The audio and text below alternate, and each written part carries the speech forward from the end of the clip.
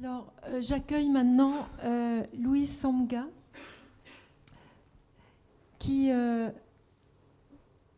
nous a rejoint aujourd'hui et qui a été parmi ces jeunes étudiants de l'école de l'Institut de N. Konsamba qui ont accueilli les artistes pour les aider à se déplacer dans la ville de Douala, pour les aider dans la fabrication de leurs œuvres, pour les aider peut-être à rencontrer de façon différente la population. Tu étais donc ce qu'on appelait le binôme de Badr El Alami, qui ne va pas montrer son travail, donc c'est peut-être un peu dommage pour toi, parce que tu y as beaucoup contribué. Donc,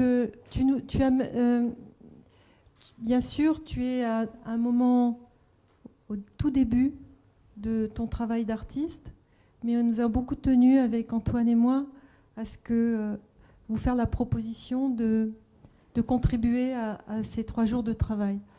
Et en fait, tu as ramené un film et des images de ton travail, et je propose qu'après tes quelques mots, si tu as envie d'en dire, ou si tu veux directement qu'on commence, de lancer le film. Qu'en penses-tu ? Lancer le film. Lancer le film.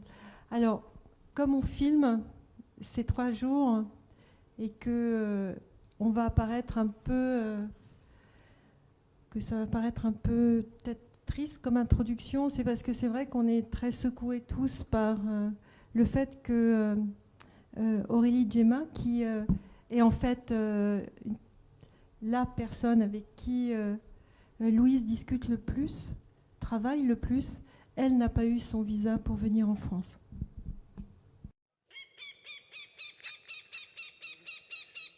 Je m'appelle Robert Alain Lipouti, je suis le président de l'association des rapatriés et de lutte contre l'immigration clandestine du Cameroun, AREC.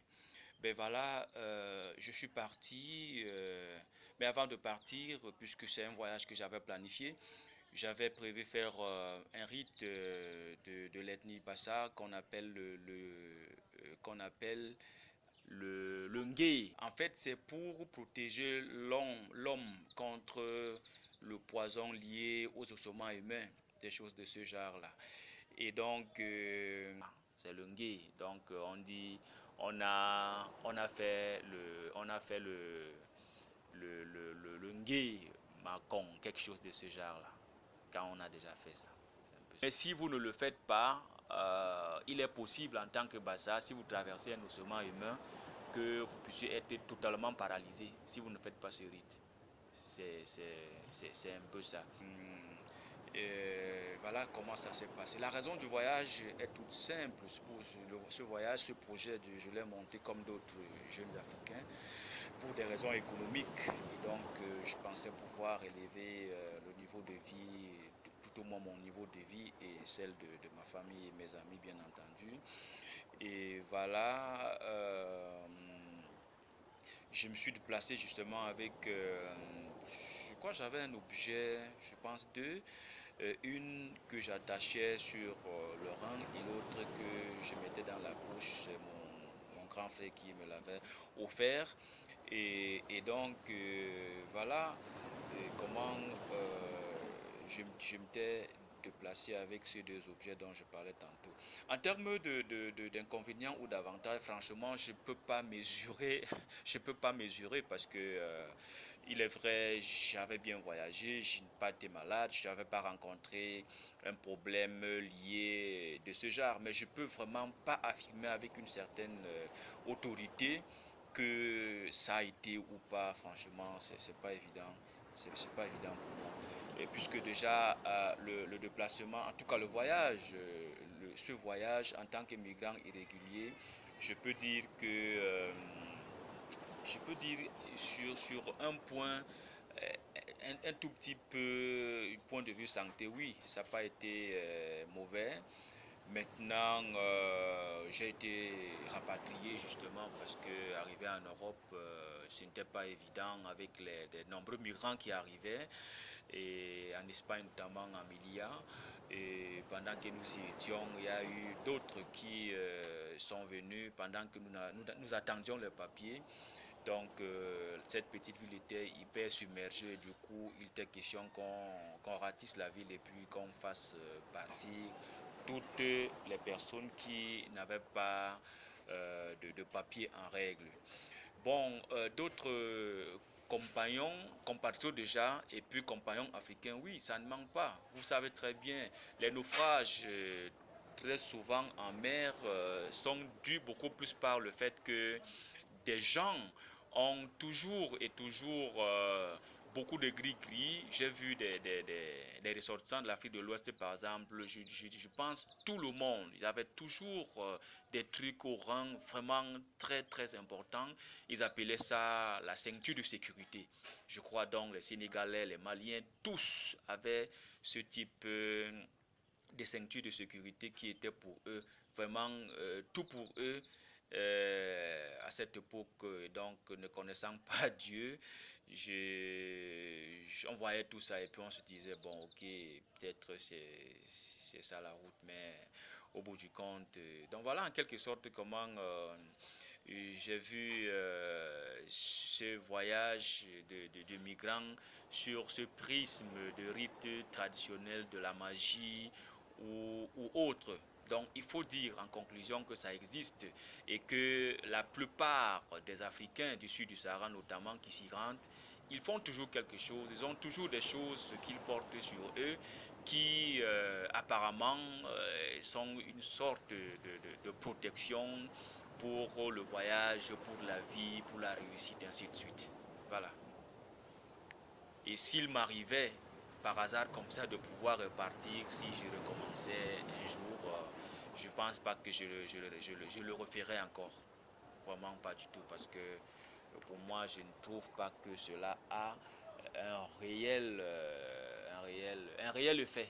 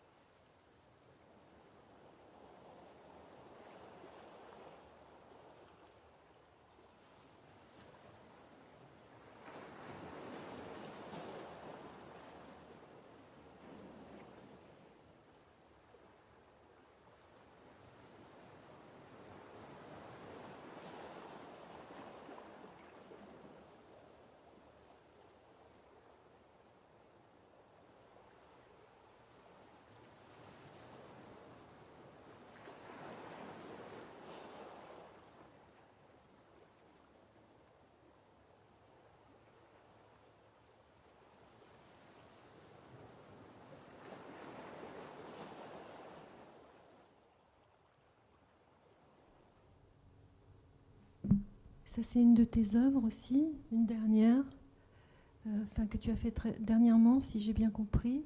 Oui, c'est une œuvre que j'ai réalisée avant la performance, avant cette œuvre qui a été, avant ce film. D'accord. Oui, tout commence par cette œuvre où d'abord je commence à explorer l'univers des immigrés clandestins à travers des objets qui peuvent m'aider à pouvoir mieux représenter ce que je veux, ce que je vois. Et du coup, dans le cadre d'un projet à l'école, j'ai essayé de présenter le trajet emprunté par ces immigrés clandestins, tout en traçant exactement les chemins, les villages qu'ils parcourent, quittant de l'Afrique centrale, plus particulièrement au Cameroun, vers l'Afrique du Nord. Et en plus, de l'Afrique du Nord vers l'Europe. Vous pouvez continuer l'image, la deuxième image. Il était question pour moi de présenter tous ces petits villages empruntés par ces jeunes clandestins. Et puis on arrive à cette transformation de l'œuvre où tout coule. Oui. L'œuvre en question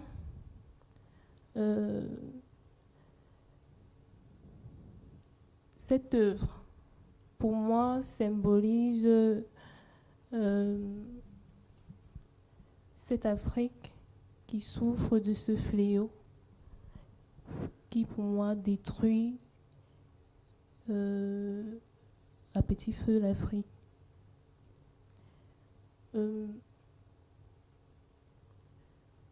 Lorsque je décide de réaliser cette œuvre, je prends comme élément les bougies pour réaliser mon œuvre et je distingue ces bougies à travers des couleurs, les bougies rouges blanches, les bougies ocre, les bougies rouges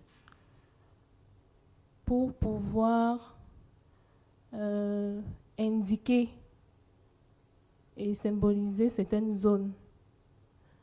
Par exemple, le côté du nord de l'Afrique, ce côté, qui est entièrement couvert des bougies, qui est entièrement... non, la première image. Oui.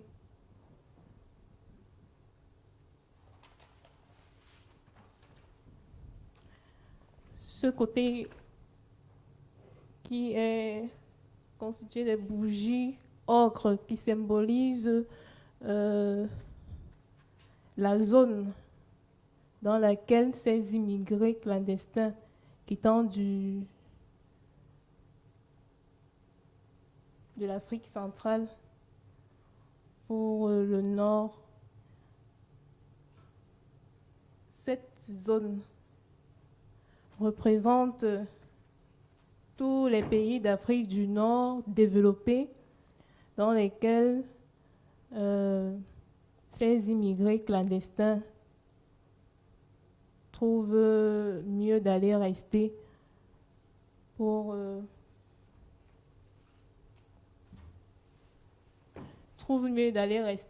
rechercher leur vie. Ils pensent que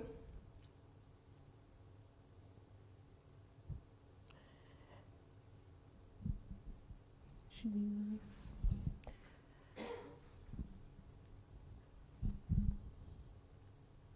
C'est pas grave s'il y a des silences.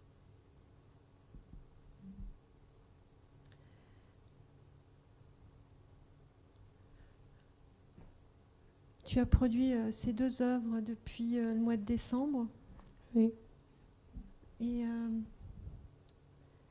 est-ce que tu as gardé, pour essayer de sortir de cette dureté, qu'est-ce que tu as gardé alors de Moving Frontier? Qu'est-ce qui s'est passé? Moi, je vois un travail très très différent de ce que je connaissais avant, qui me touche beaucoup, où tu t'engages.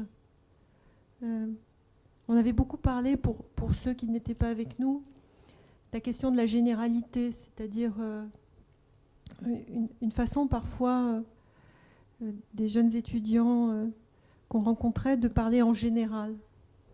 Et nous, systématiquement, leur demandons « Mais toi, qu'est-ce que tu penses? Où es-tu » et puis finalement, je vois ces deux œuvres où à la fois tu parles de nous tous et à la fois tu parles de toi, puisque tu mets aussi en scène ton corps. Je ne savais pas du tout d'ailleurs que tu dansais. C'est une très belle surprise. Je ne vois pas ça en plus comme la danse. Je ne sais pas pourquoi je dis le mot danse, je suis fatiguée. Excusez-moi, mais comme un... D'ailleurs, en regardant, je me suis dit que c'était tout sauf de la danse. c'était de la présence. C'est pour revenir à ce que je disais tout à l'heure, et apparemment n'a pas été initié. Ça, c'est pour vous taquiner. C'est parce que, apparemment, tu es au plus proche de ce dont tu veux parler. Oui. En fait, pour réaliser mes œuvres, je me suis rapprochée des immigrés clandestins. Robert Alain, qui témoignait dans cette vidéo, est le président d'une association de lutte contre l'immigration clandestine dans le pays Cameroun. Il est en collaboration avec tous ces immigrés qui cherchent à présenter à parler de leur parcours. Parce qu'il s'est rendu compte que les dangers auxquels font face ces immigrés clandestins sont moins connus. Ces dangers sont moins connus par ces jeunes Africains qui osent toujours emprunter ce parcours, ce chemin. Et alors, je m'inspire le plus souvent, de leurs témoignages pour pouvoir ressortir quelque chose artistique, pour pouvoir produire mes œuvres. Oui. Bien. Est-ce que vous avez envie de poser des questions? Oui.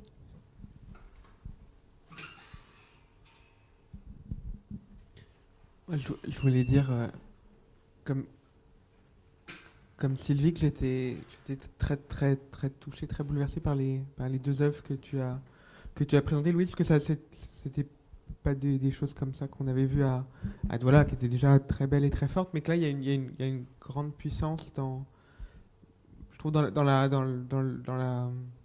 la fragilité des techniques ou des moyens que tu mets en œuvre, particulier par la fonte de la bougie, mais aussi toute la question du corps et de ce que tu infliges au corps dans la vidéo. Donc voilà, ce n'était pas une question, c'était juste un sentiment, une émotion. Comme ça. Ouais.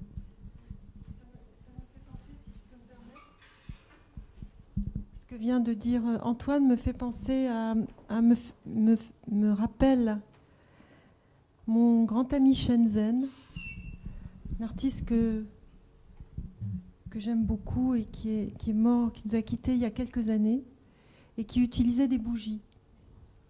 Et Shenzhen était chinois, et il disait qu'il faisait de l'art pour soigner son corps, c'est-à-dire littéralement pour se réparer. Et ce que je trouve très beau dans ces bougies qui fondent, c'est que au départ, on n'a que des vides, et puis que tout à coup, à la fin, on a littéralement l'impression qu'il y a un pont. Enfin, qu'il y a tout à coup un continent, un autre continent, un continent qu'on ne connaît pas. Et que ça me trouble et me parle. Je trouve que c'est une position d'une très grande justesse. Quand on est artiste, je pense qu'il est toujours très difficile de savoir on peut fanfaronner, mais il y a toujours cette question de peut-être à quel moment est-on juste, voilà, c'est toujours une ligne tellement ténue, tellement fragile, tellement difficile. Et quand on atteint ce point, je trouve que l'œuvre prend une puissance qui sort absolument de toutes les désignations de nations, de communautés. Elle transcende, elle est ailleurs. Elle touche tout le monde. C'est une grande force.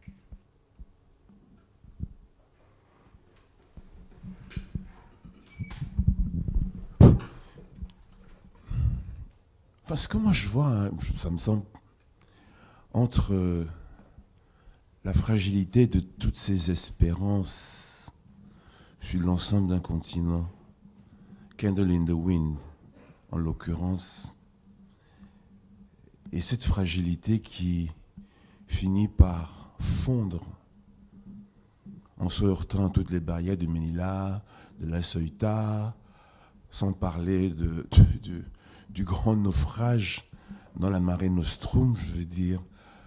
Ce travail a cette consistance, mais tragique, si j'ose dire. Si je peux me permettre un oxymore, oui. Il a une consistance tragique, parce que ces bougies finissent par fondre, comme leurs espoirs fondent, au fur et à mesure qu'ils sont sur la route. Il y a un garçon à New Beladola qui s'appelle Patrick, que Hervé connaît bien. Il a tenté ça, je crois, deux fois. J'ai écrit un papier sur lui chez mon ami Yves Mouillon, à Philippe Mouillon, dans la revue locale Contemporain, Homo Mobilis. Puis je lui ai dit, écoute Patrick, 2 fois, la 3e fois, on va avoir un problème. Donc il a préféré y renoncer. Oui, c'est la fragilité de ces espérances-là et comment elles finissent par fondre. En ce sens-là, effectivement, c'est absolument magnifique. Oui. Certes.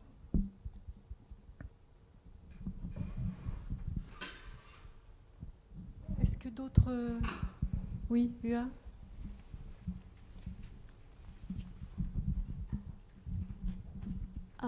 Je voulais savoir pour la première...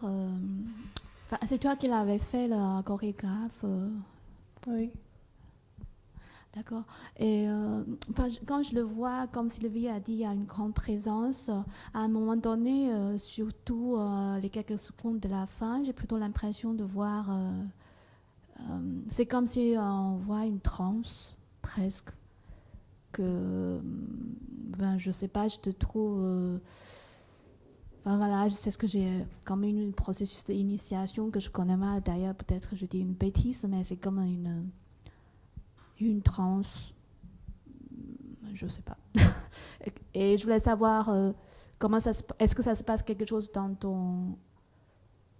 Enfin, tu es amené, quand tu danses, tu es amené par une intuition, une impulsion. Comment ça se passe dans ton interne? Quand je réalise chaque œuvre dans ce contexte, lorsque je réalise mes œuvres qui parlent de l'immigration clandestine, j'essaie de me mettre dans la peau d'un immigrant et comment je le fais, j'essaie d'écouter ces immigrés. J'essaie d'écouter les témoignages. J'essaie aussi d'assister à chaque forum, à chaque débat organisé par ces immigrés clandestins, par Robert Alain. J'essaie de lire les dangers auxquels font face ces immigrés. Je pense que tout cela me nourrit et lorsque je pratique peut-être une performance comme celle-là, je ne suis plus là, j'essaye. Tout ce que je sais, c'est que j'ai des images dans ma tête qui défilent. Je ressens cette souffrance à leur place, même comme ça ne peut pas être pareil. J'essaye de... En fait, c'est comme ça que je présente leurs objectifs. Oui.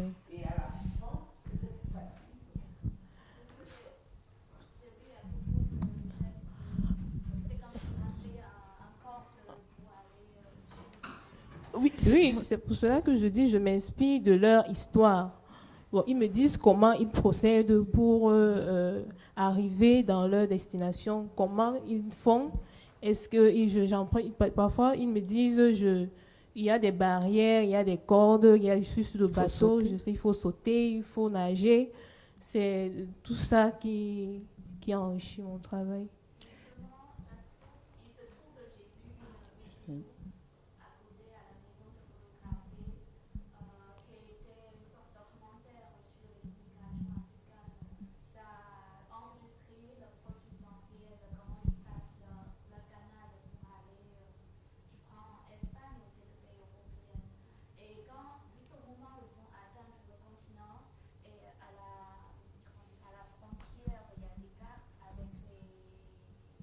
Par les tirailles.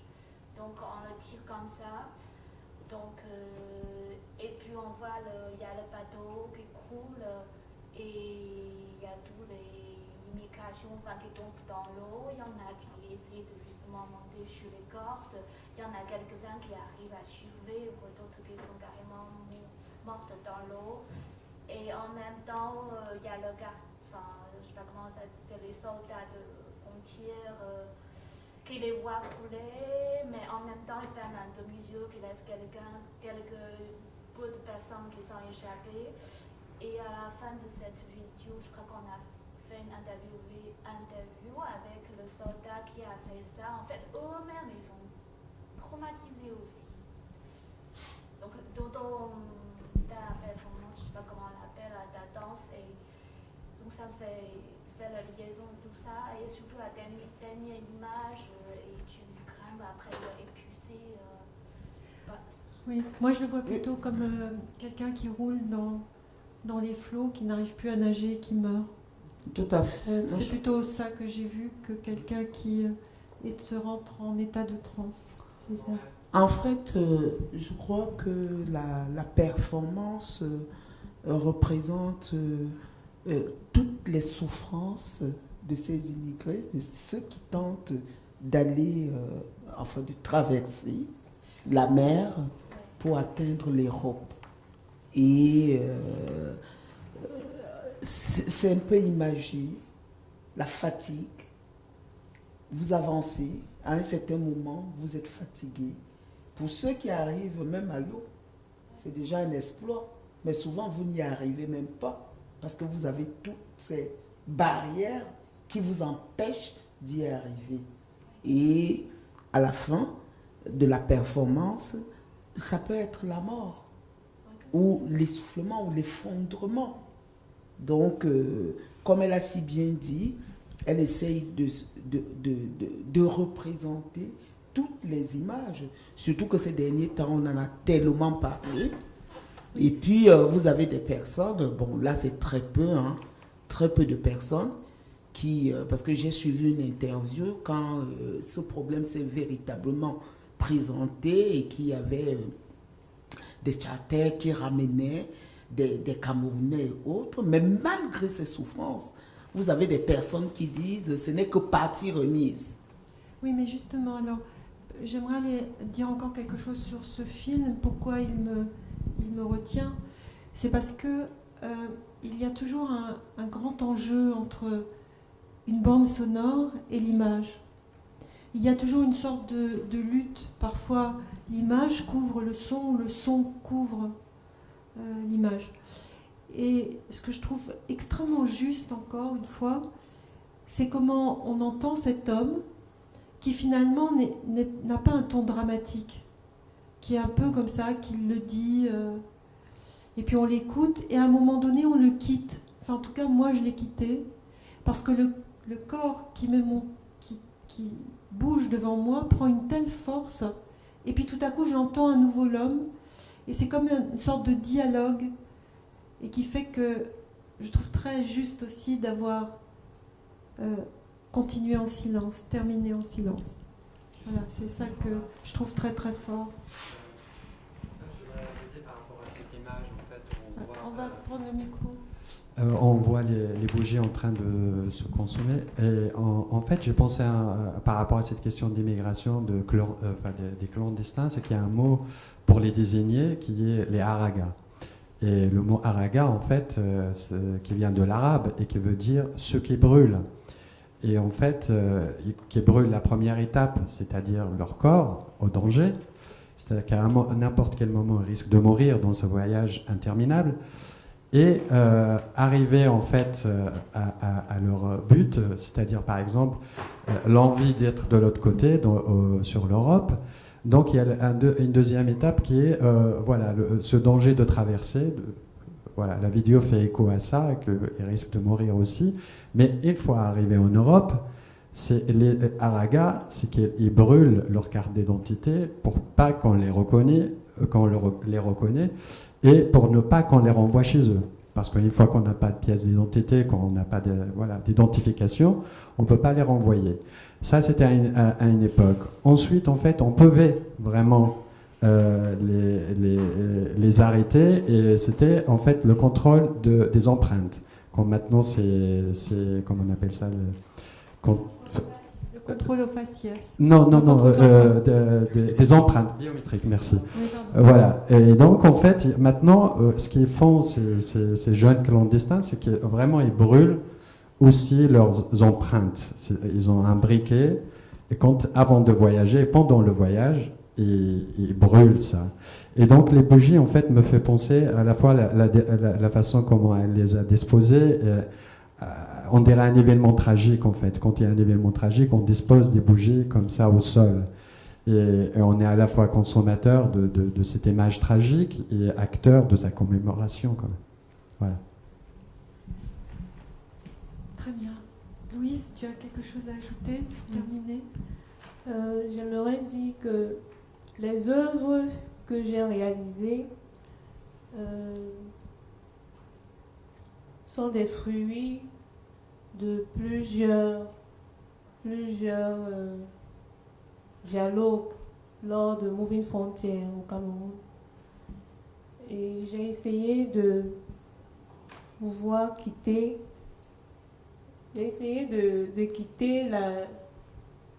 le médium qui est la toile pour pouvoir réaliser autre chose à travers d'autres médiums comme la vidéo et les installations. Pour moi, c'était pas facile, mais je me suis dit il faudrait tenter pour voir ce que ça peut donner. Et c'est comme ça que j'ai eu le courage de pouvoir réaliser toutes ces œuvres. Et bon, je dis merci à Moving Frontier et merci à tous ceux qui m'ont encadré pour la réalisation de ces œuvres. C'est nous qui te remercions.